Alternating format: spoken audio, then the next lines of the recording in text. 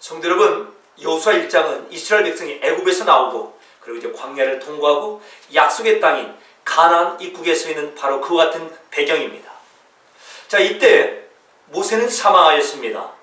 자, 그리고 이제 새로운 지도자 여호수아를 세워서 하나님께서 모세를 통하여 약속하였던 그 약속의 땅에 이제 들어가는 바로 그와 같은 시점이라는 것입니다. 여호수아 1장 2절에서 이와 같은 배경을 설명하고 있습니다. 모세는 죽고 이제 하나님께서 여호수아에게 이제 이 백성과 더불어 일어나서 요단을 건너서 내가 너에게 약속한 그 땅으로 가라 라고 하는 하나님의 명령이 있는 그와 같은 시점 말입니다. 자, 이제 그렇다면 그와 같은 시점에서 즉 모세는 죽고 이제 하나님께서 약속하신 그 약속의 땅에 여호수아가 그 백성들을 데리고 들어가서 그 땅을 이제 전쟁을 하여서 얻어야되는 그 순간에 여호수아의 상태는 어떠했습니까? 담대함일까요? 아니면 두려움일까요? 새로운 일, 새로운 시대에 하나님께로부터 부여받은 그 사명을 감당하는 그때 당시에 여호수아의 마음을 이제 여호수아 1장 6절 그리고 7절 9절에서 이렇게 설명합니다. 하나님께서 여호수아를 향해 이렇게 말씀합니다. 강하고 담대하라. 왜 그렇죠? 여호수아의 마음이 강하지 못하고 담대하지 못하기 때문에 그렇습니다. 너는 내가 그들 조상에게 맹세하여 그들에게 주리라 한 땅을 이 백성에게 차지하게 할 것이다. 그래서 강하고 담대하라는 것입니다. 그리고 같은 말씀이 또 반복됩니다. 7절입니다. 오직 강하고 극히 담대히 하여서 모세처럼 너도 그렇게 행하면 돼 라고 말입니다. 같은 말씀이 강하고 담대라는 같은 말씀이 계속해서 반복되죠. 바로 그만큼 이제 여호수아가 강하지 못하고 이제 담대하지 못한 상황에 있다는 것입니다. 나가서 1장 9절에서 다시 한번 이 말씀이 반복됩니다. 내가 너에게 명령한 것이 아니냐. 강하고 담대하라. 두려워하지 말며 놀라지 말라는 것입니다. 너가 어디로 가든지 하나님이 함께 할 것이니 강하고 담대하여 두려워하지 말라는 것입니다. 예, 그게 바로 여호수아의 상태였기 때문에 그렇습니다. 우리 모두와 동일한 여호수아 말입니다. 어떤 새로운 일이 우리에게 주어졌습니다. 그리고 모르는 미지의 땅에 우리가 들어가야 되는 그런 일이 있습니다. 그때 우리 모두가 자연스럽게 느끼는 감정이 있다면, 그리고 우리 속에서 자연스럽게 나오는 그와 같은 마음의 상태가 있다면 그건 바로 두려움입니다. 새로운 세계에 대한 불안감이라는 것입니다. 바로 우리가 느끼는 그와 같은 불안감을 이제 여호수아도 성경에 등장하는 그런 위대한 인물이라고 하는 여호수아도 동일하게 느끼고 있다는 것입니다. 그래서 하나님께서 그 1장에 그 3번에 걸쳐서 강하고 담대, 내가 너에게 지금 명령하고 분명히 확인시키는 거 아니냐. 강하고 담대라고 말씀합니다. 여러분, 우리는 어떠한 일로 두려움과 그리고 불안함에 빠져 있습니까? 그래서 지금 이 순간에도 하나님께서 우리를 향하여 강하고 담대하라, 두려워하지 말고 놀라지 말라 라고 그 말씀을 할 수밖에 없는 그런 자리에 우리가 있습니까? 무엇 때문에 그러한가? 이것입니다. 장래에 대한 막연함이 있습니다. 학업과 그 이유에 대한 막연함이 있습니다.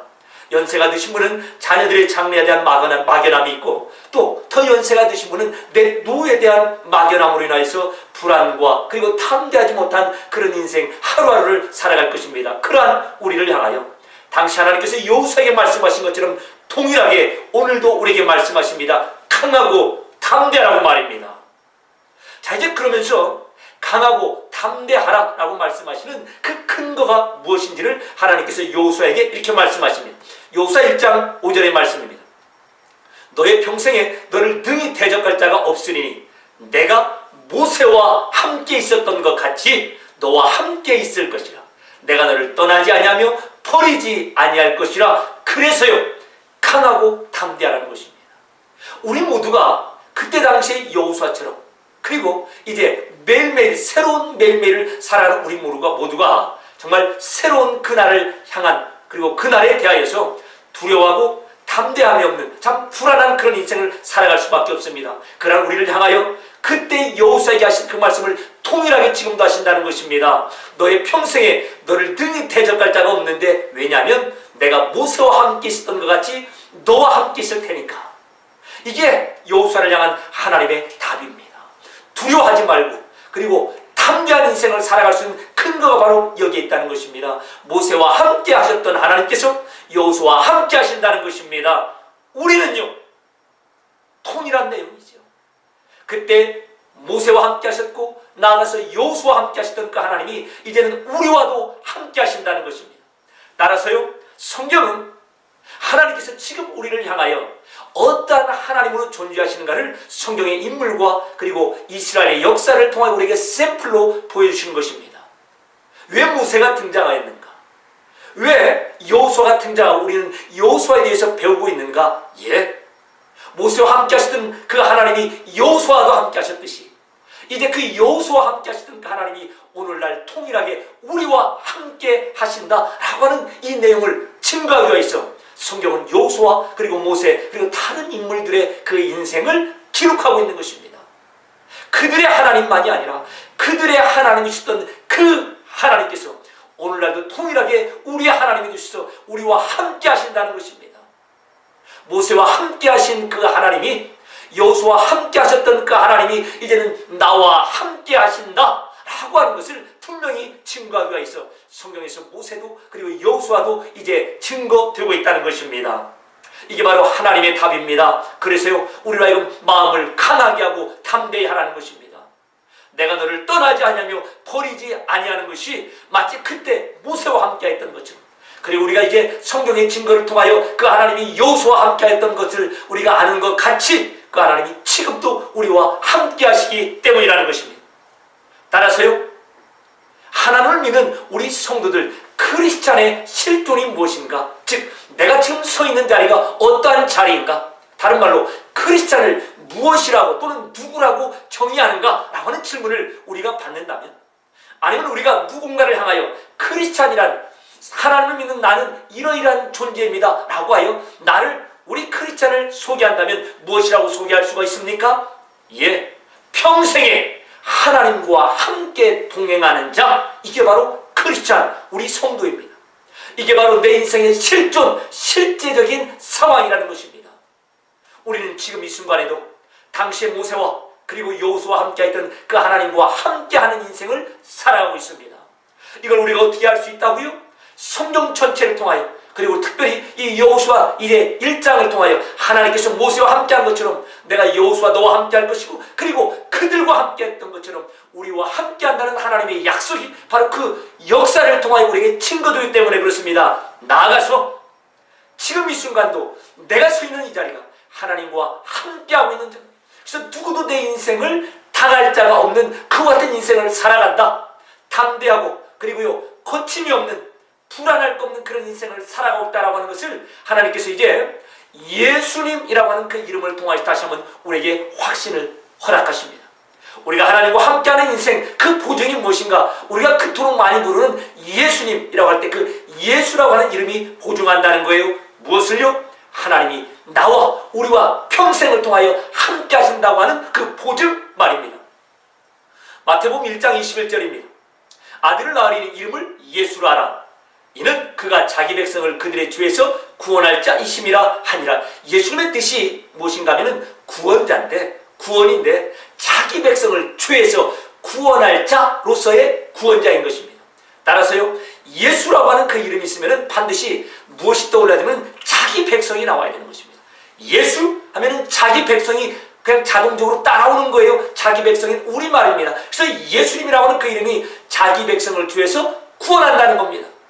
자, 그러니까 자기 백성 된 우리는 예수님과 영원토록 함께할 수밖에 없다는 것입니다. 그래서요 그 예수님의 이름을 소개하는 마태복음 21장 1장 21절 이후 23절에서는 보라 처녀가 잉태하여 아들을 낳을 것이요 그의 이름을 임마누엘이라 하리라. 이를 번역한즉 하나님이 우리와 함께 계시다. 예수 하면은 자기 백성, 내가 떠오르는 것이고 자기 백성을 죄에서 구원해서 어떻게 하겠다고요? 영원토록 함께 하시겠다는 겁니다. 그래서 예수님이라고 하는 그런 이름의 또 다른 별명과 같은 이름이 임마누엘, 하나님이 나와 우리와 함께 계신다라고 하는 뜻으로 말입니다. 따라서요 원래 예수님이라고 하는 그 이름은 이 세상에 그 하나님의 독생자이신 그분이, 우리가 성자 하나님이라고 부르는 그분이 이 세상에 육신을 입고 오기 전에는 예수라는 이름이 없었죠.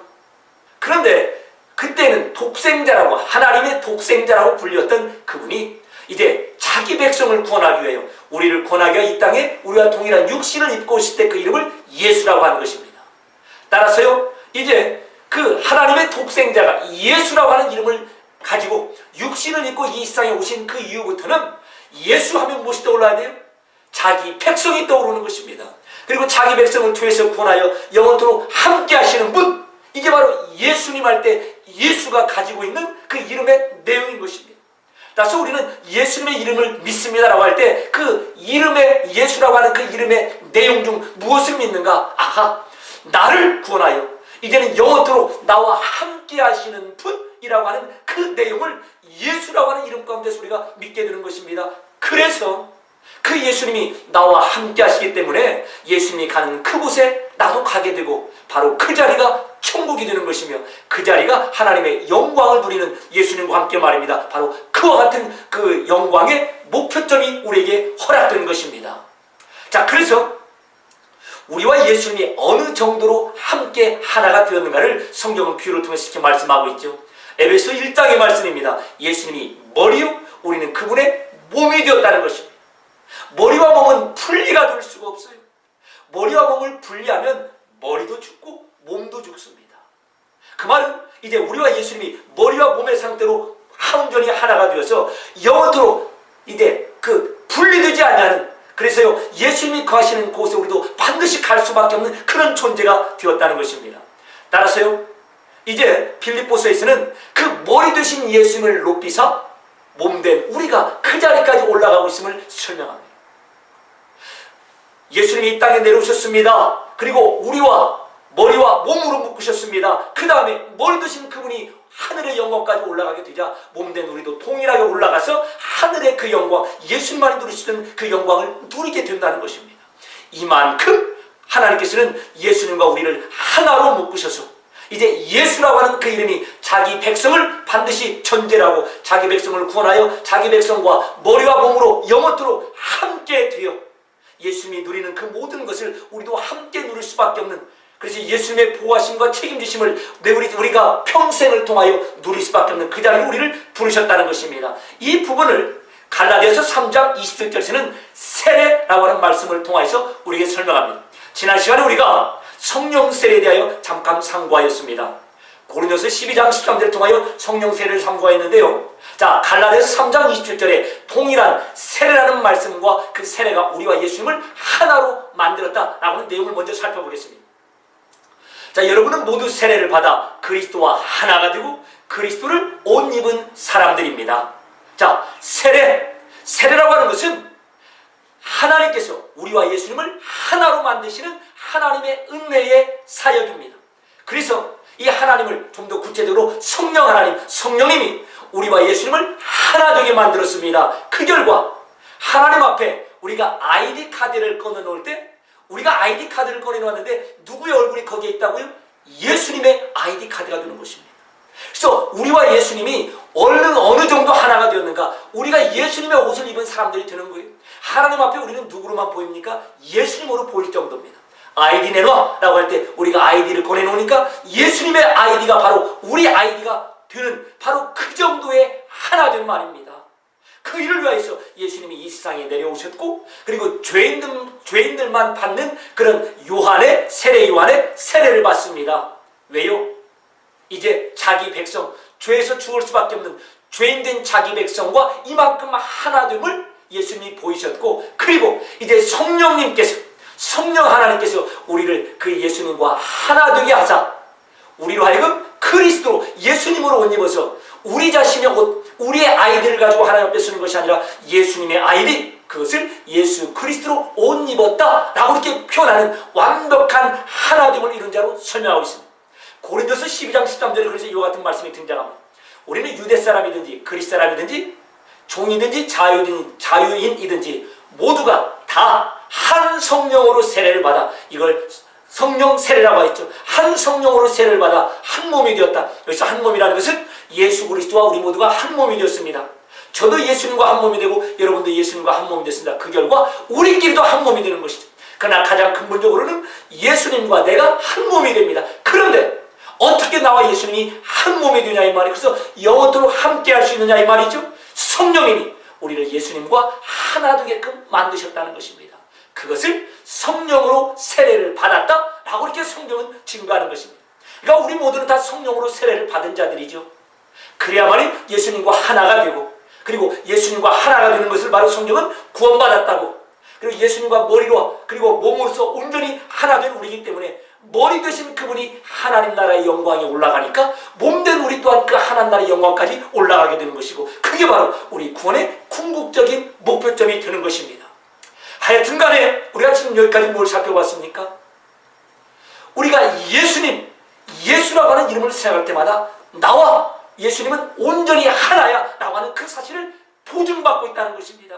왜냐하면 예수라고 하면 자기 백성이 떠올라야 됩니다. 하나님의 독생자가 예수라고 하는 이름을 가지고 이 땅에 오셨습니다. 그 결과 이제는 하나님의 독생자로서 아버지 하나님의 관계, 그 관계보다 그 예수라는 이름을 통하여 자기 백성과의 관계를 더 우리에게 증거하고 있다는 것입니다. 예수, 자기 백성을 구원할 자, 그래서요 온전히 하나 되어 함께 거할 수밖에 없는 그런 자리까지 우리를 불러주신 분, 바로 예수라고 하는 그 이름의 보증입니다.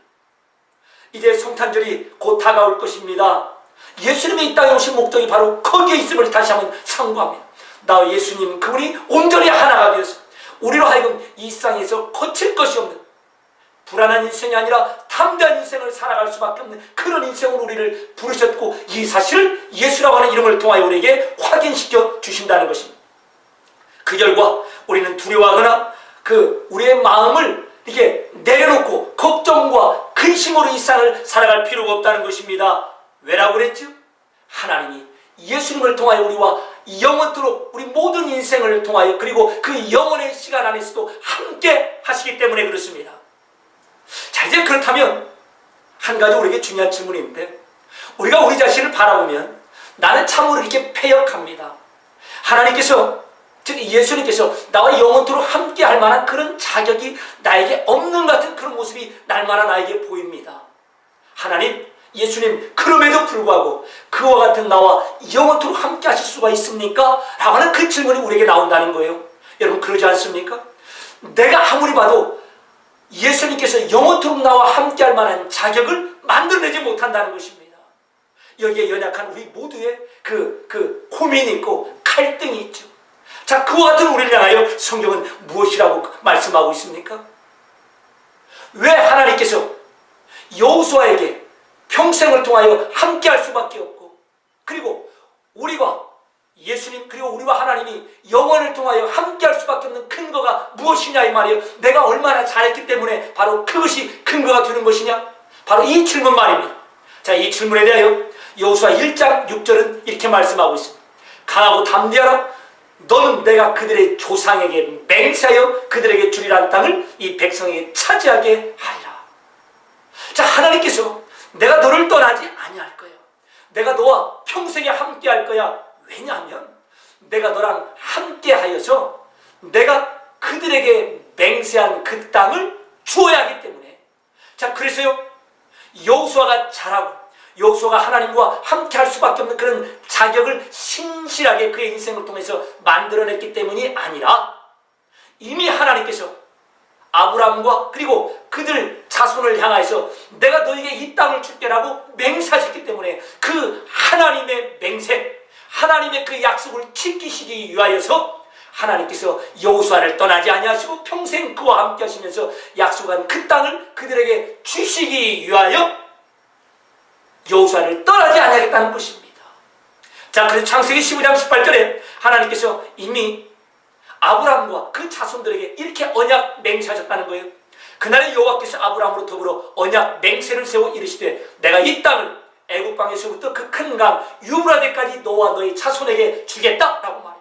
그리고 이제 그 하나님의 맹세를 하나님 쪽에서 신실하게 지키셔야만 하기 때문에 하나님께서 여호수아나 그리고 이스라엘 백성의 반응과 상관없이 여호수아 평생에 그리고 이스라엘 백성과 함께 하시겠다는 뜻입니다.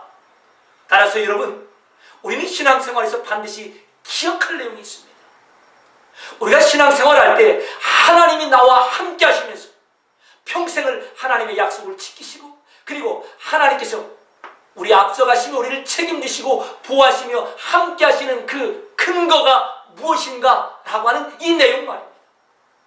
하나님께서 왜 우리와 함께 하셔만 합니까? 우리가 하나님 앞에 신실하게 반응을 잘하였어요. 만약 그렇다면 하나님 우리 인생 가운데 떠나시는 일이 더 많을 것입니다. 아니요. 하루라도 하나님께서는 우리와 함께할 수 없을 정도로 우리는 날마다 인생이 참으로 부족하지요. 그런데 하나님은 하나님께서 미리 맹세하셨고 그 맹세의 약속을 하나님께서 신실하게 지키심으로 하나님께서 우리를 떠나지 아니하시며 예수님과 우리를 머리와 몸으로 묶으셔서 임마누엘, 예수 자기 백성 하나됨, 바로 이런 관계 가운데서 우리와 영원토록 함께 하신다는 것입니다. 왜요? 하나님의 그 맹세 언약을 따라서 말입니다. 따라서요, 우리는 우리 신앙생활 중에 반드시 사실에 가장 먼저 초점을 맞춰야 됩니다. 내가 지금 하나님 앞에 얼마나 잘하고 있는가, 하나님 앞에 얼마나 신실하게 반응하고 있는가, 이게 참 중요하죠. 그러나 이것에 초점을 맞추면 우리는 좌절하고 담대할 수가 없습니다. 그와 같은 나를 향하여 하나님이 어떻게 그분의 맹세를 신실하게 지키고 계시는가, 하나님은 맹세하시고 그 언약을 어떻게 신실하게 지키시는 분이시는가 라고 하는 부분에 초점을 맞추셔야 됩니다. 우리의 반응과는 상관없이 하나님은 그분의 언약을 지켜내십니다. 그렇기 때문에 이스라엘 백성이 애굽에서 나올 수도 있었고 홍해도 통과할 수가 있었고 광야도 40년간 통과하여 이제 약속의 땅 입구인 가나안까지 온 것입니다. 우리가 다 아는 바대로 이스라엘 백성은 애굽 땅 안에서도 하나님보다 이방신을 더 섬깁니다. 홍해 앞에서도 하나님을 향하여 삿대질을 합니다. 광야를 통과하는 동안에 하나님을 원망합니다. 그래서 모세가 이렇게 말합니다. 내가 너희를 알고 난 그 이후부터 한 번도 너희들이 하나님 편을 든 적이 없어라고 말합니다. 그런데 왜 하나님은 그들을 애굽에서도 보내오시고 홍해도 건너게 하시고 광야도 먹이시고 입히시고 불기둥 구름기둥으로 보호하시고 약속의 땅 가나안까지 인도하셨습니까? 한 가지 이유입니다. 오직 한 가지 근거만이 그들 앞에 있습니다. 하나님의 맹세, 그리고 그 맹세를 신실하게 이루시는 하나님의 신실하심, 이게 바로 우리 신앙생활의 초점인 것입니다. 따라서요, 하나님께서는 동일하게 우리에게도 맹세하셨습니다. 영원한 생명에 관하여 하나님께서 맹세하셨고 이 세상의 생존의 문제에 관해서도 하나님께서 맹세하셨습니다. 그리고 중요한 것은 이 맹세의 약속을 우리의 반응과는 상관없이 하나님이 지켜내신다는 겁니다. 여러분, 우리의 반응과 상관없이 하나님이 지켜내신다고 하니까 그럼 막 살아도 되겠네, 그렇게 우리 성도들의 삶의 수준이 낮아졌다라고 이렇게 비난하는 자들이 있습니다. 맞습니다. 그런 영향이 있을 수가 있습니다. 그러나 여러분, 자식들이야 막 살아보십시오. 아버지로서 어머니로서 막 살고 있는 그 자식들을 내버려둘 그런 부모가 없습니다. 우리 하나님도 그렇다는 거예요. 우리 하나님께서도, 하나님은 하나님 그분의 약속을 신실하게 우리의 반응과 상관없이 지켜내십니다. 그러나 우리가 막 나갈 때는 아버지로서 징계의 회초리를 분명하게 약속하셨습니다. 그래서 히브리서 12장은 하나님이 너희의 아버지신데 너희 아버지가 잘못하는 자녀들을 회초리 드는 그런 징계가 없으면 너희는 불행한 거야, 너희는 사생자야, 이렇게 성경은 증거합니다. 따라서 하나님이 우리의 아버지 되었다는 것은 무엇을 꼭 약속합니까? 아버지로서 매를 드시겠다는 겁니다.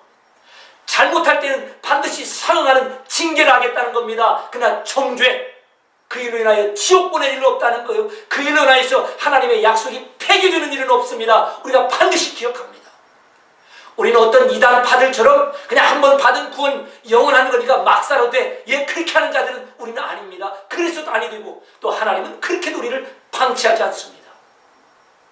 그러나 설령 우리가 정말 그와 같은 부끄럽고 가장 인생의 낮은 자리, 비참한 자리, 비열한 자리, 조속한 자리에 떨어진다 할지라도 그 순간에도 하나님은 그분의 약속을 지켜내십니다. 그랬기 때문에 이스라엘 백성이 애굽에서 그리고 홍해에서 광야에서 약속의 땅 앞에까지 왔고 지금 그 순간에 하나님께서 여호수아에게 내가 너희 조상들에게 맹세한 것을 지키기 위하여 지금 이 일을 행하고 있다, 그리고 너와도 함께 할 것이다 라고 하는 그 언약의 말씀을 다시 한번 확인시키시기 때문에 그렇습니다.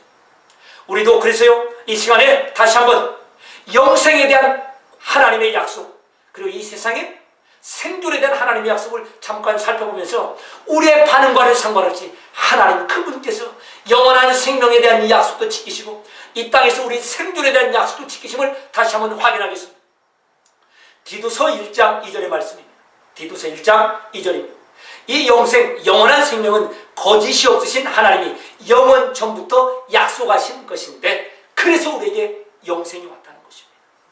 지금 우리의 반응과 상관없이 영원 전에 이미 하나님 그분이 우리에게 영원한 생명 주시기로, 즉 우리를 구원하시기로, 예수님이 누리는 그 영광과 특권을 우리로 하여금 누릴 수 있도록 이미 약속하셨다는 것입니다. 예, 놀라운 내용이죠. 하나님께서 우리에게 영생 주실, 영원한 생명 구원을 주실 것을 약속 맹세할 필요가 없는데 그분이 그렇게 하셨다는 거예요. 그렇다면 하나님 그분은 신실함으로 그 약속을 지켜오십니다. 그 결과 우리들이 우리 인생 가운데 하나님의 말씀을 통하여, 십자가와 부활하심의 그 말씀의 증거를 통하여 내가 하나님 예수를 믿습니다 고백하는 그 자리에 오게 되었다는 것이죠. 바로 영원 전부터 하나님께 하신 그 영원한 생명에 대한 그 약속을 우리 인생을 통하여 이루신 결과 말입니다. 자, 그래서 디모데후서 1장 9절에서는 이 내용을 이렇게도 설명합니다. 하나님이 우리를 구원하셨죠. 거룩하신 소명으로 부르시면 우리 인생을 이제 거룩한 인생, 이 세상과 동등한 이 세상에 섞여 있는 그런 인생이 아니라 이 세상에서 구별된 하나님의 자녀다운 거룩한 인생으로 부르시면 뭘 통해서요? 우리를 구원하시소 말입니다. 우리의 행위대로 하심이 아니요 오직 자기의 뜻과 영원 전부터 그리스도 예수 안에서 우리에게 주신 은혜대로 하십니다. 영원 전에 이미 하나님께서 우리에게 은혜를 베푸셨는데 그 은혜를 디도서 1장 1절에서는 하나님의 우리를 구원하시기로 하신 하나님의 약속 맹세라고 하는 것입니다. 그러니까 영원 전부터 베푸신 그 은혜가 무엇인가? 하나님께서 그 영원 전부터 우리에게 영원한 생명을 주시겠다고 하나님 스스로가 약속 맹세하셨다는 것입니다. 그리고 그 약속이 우리 가운데 성취되었고, 그리고요 우리 남은 인생을 통하여서 그 약속이 우리를 붙들고 예수 그리스도와 영원한 그 영광까지 우리를 세우신다는 것입니다. 무엇 때문에요? 영생에 대한 그분의 그 약속을 하나님께서 신실하심으로 지켜내시기 때문에 말입니다. 이 결과로 우리에게 영원한 생명, 그 천국의 문제가 완벽하게 해결되는 것입니다. 자, 그렇다면 하나님께서는 이 땅에서의 생존의 문제, 이 땅에서 우리의 삶을 어떻게 해결하십니까? 예, 마태복음 10장 29절 31절의 말씀입니다. 참새 2마리가 한 아사리온에 팔리지 않느냐? 그러나 너희 아버지께서 허락하지 아니하시면 그 하나도 땅에 떨어지지 아니하리라. 참새 2마리도 하나님께서 관심을 가지신다는 것입니다. 그런데요, 너희에게는 머리털까지 다 세신 바 되었나니 두려워 말라. 너희는 많은 참새보다 귀하니라. 예, 참새 2마리도 하나님이 허락하지 않으면 땅에 떨어지거나 그들의 그 생존이 이제 그 박탈되지 않는다는 것입니다. 그러면서 말씀하십니다.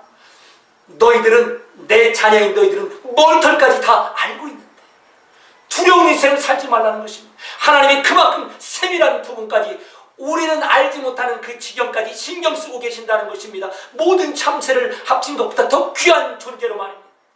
우리가 우리의 자녀들, 우리의 인생에 대해서 다 알 수가 없습니다. 그러나 하나님은 우리보다 우리 자녀들에게 더 관심을 가지시고, 우리는 셀 수 없는 우리 자녀들의 머리털까지도 알고 계시고, 그리고 우리 장래의 세미한 부분까지도 하나님은 다 책임지신다는 겁니다. 결론이 무엇이라고요? 두려워 말라. 예, 우리 생존에 대한 하나님의 약속이 이렇게 있습니다. 여기까지 무슨 말씀이죠? 하나님은 그분의 맹세하심을 우리의 반응과 상관없이 이루어내십니다. 이 하나님을 알라는 것입니다. 그래서 성경이 있는 거예요. 이스라엘 역사가 얼마나 패역한 역사입니까? 그런데 하나님은 그들을 포기하지 않습니다. 회초리를 들어 이방 나라에 팝니다. 회초리를 들어 이방 나라를 들어 그들을 치십니다. 내 자식이니까. 그러나 그들을 버리지 않더라 이 말이에요. 하나님께서 그들에게 하신 약속을 쳐버리지 않습니다. 왜냐하면 하나님은 신실하십니다. 그래서 그분의 맹세를 지키시고야 마시는 신실하신 하나님이시기 때문에 그렇다는 것입니다.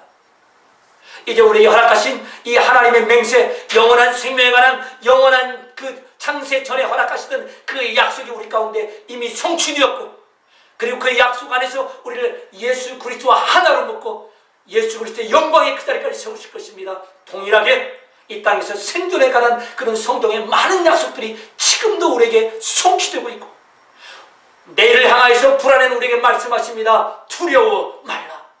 너에게는 머리털까지 다 쇠신바 되었나니 너희는 많은 참새보다도 더 귀해라고 하는 그 하나님의 약속의 말씀을 반드시 새기라는 것입니다. 여러분, 오늘 여호수아 1장을 통하여 하나님께서 여호수아에게 계속해서 반복하십니다. 강하고 담대하라는 것입니다. 마음을 떨지 말라는 것입니다. 불안해하지 말라는 것입니다. 왜 그렇지?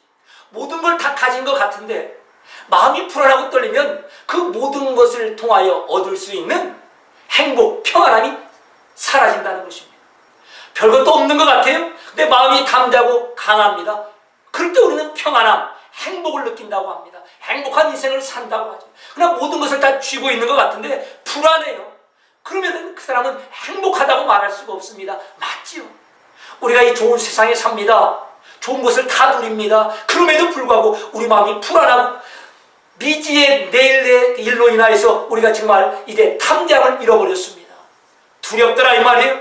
그럼 우리는 행복한 인생을 살고 있다고 말할 수가 없습니다. 그때 예수님께서 이 땅에 오신 목적인 생명을 얻고 그 생명을 더욱더 풍성히 얻게 하려고 하신 그 예수님의 목적에 부합한 인생을 살 수 없다는 것입니다.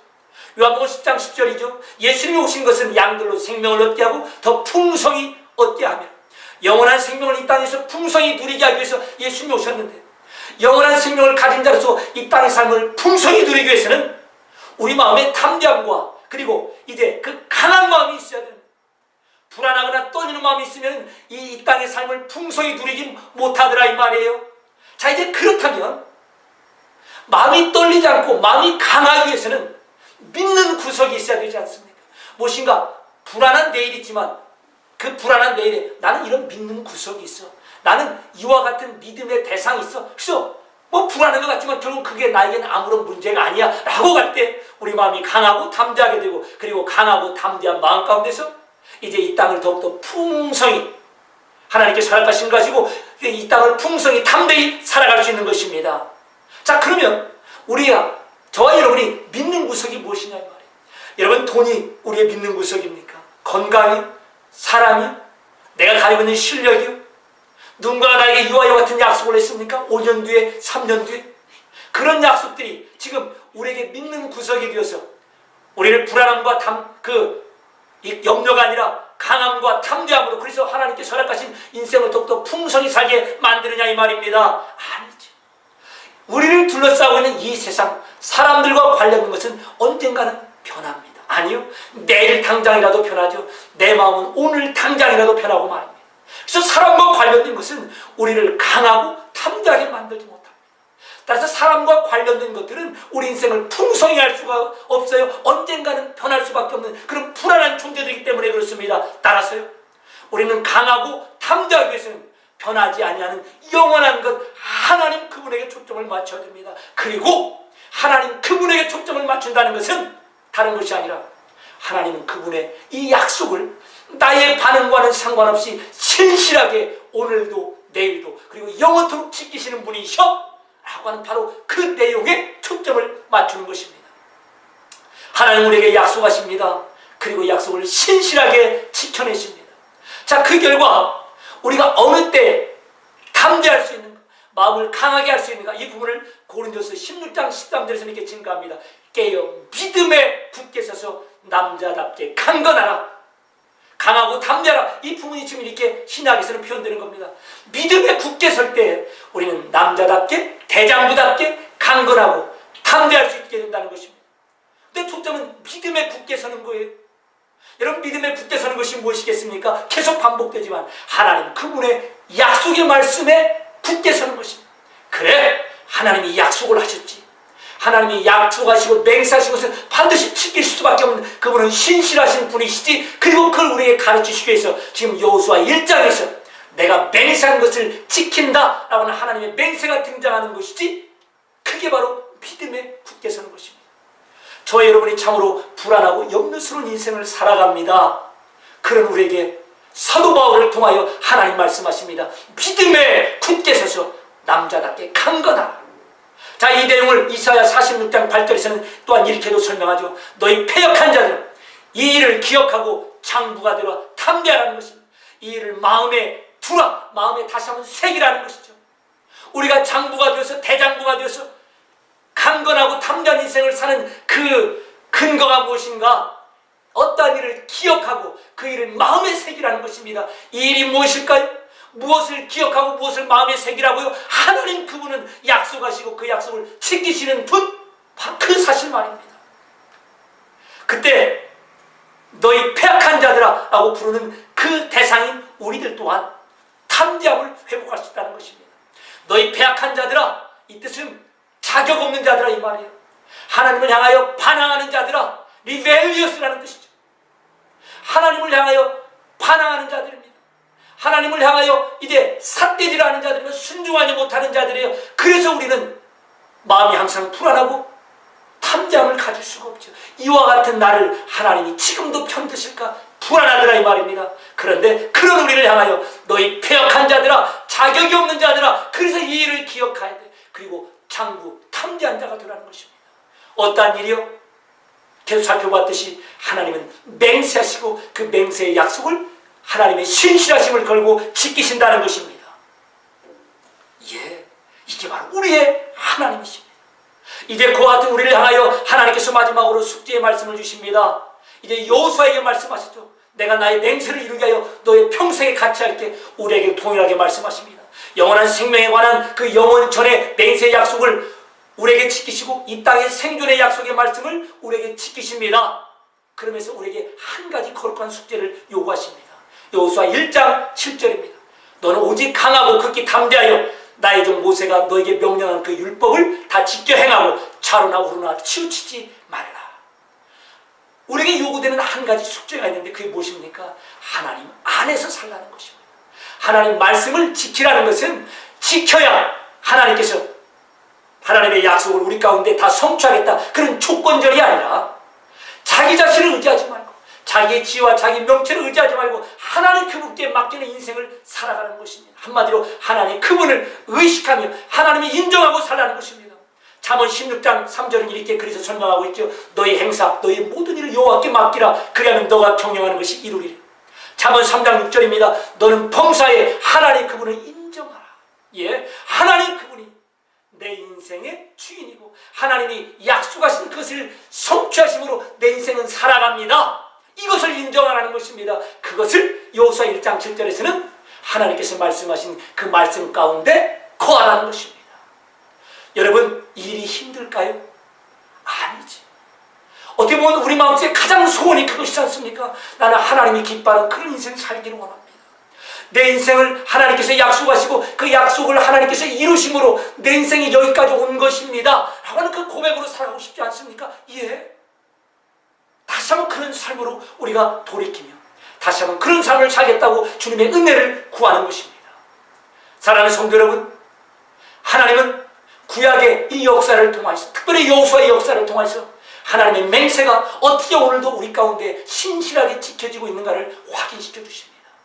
그리고 우리에게 거룩한 숙제를 말씀하셨습니다. 예수님과 머리와 몸으로 묶인 자답게, 예수하면 자기 백성이 이제 자동적으로 나와 온전히 하나 된 자답게 범사에 하나님 그분을 인정하며 하나님께서 기뻐하시는 그런 삶을 살기 위하여 이 땅에서 다시 한번 하나님 나라가 목표가 되며 하나님과 함께 동행하는 삶이 이 땅에 우리의 그 비전이 된 그런 인생으로 돌이키라는 것입니다. 그와 같은 다짐과 그리고 그와 같은 분발이 여러분과 그리고 여러분 앞날에 다시 한번 회복되길 주님의 이름으로 축원합니다.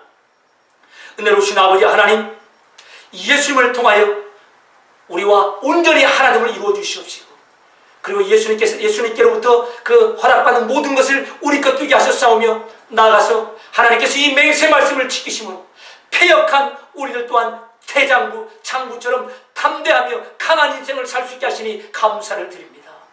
이제 우리에게 주신 거룩한 숙제처럼 이제 범사의 하나님을 인정하며 하나님의 약속이 성취됨으로 사는 인생임을 이 세상 가운데 하나님의 증인으로, 예수님의 증인으로 담대히 드러낸 인생을 살아갈 수 있도록 다시금 은혜를 더하여 주시옵소서. 예수님의 이름으로 기도하옵나이다. 아멘.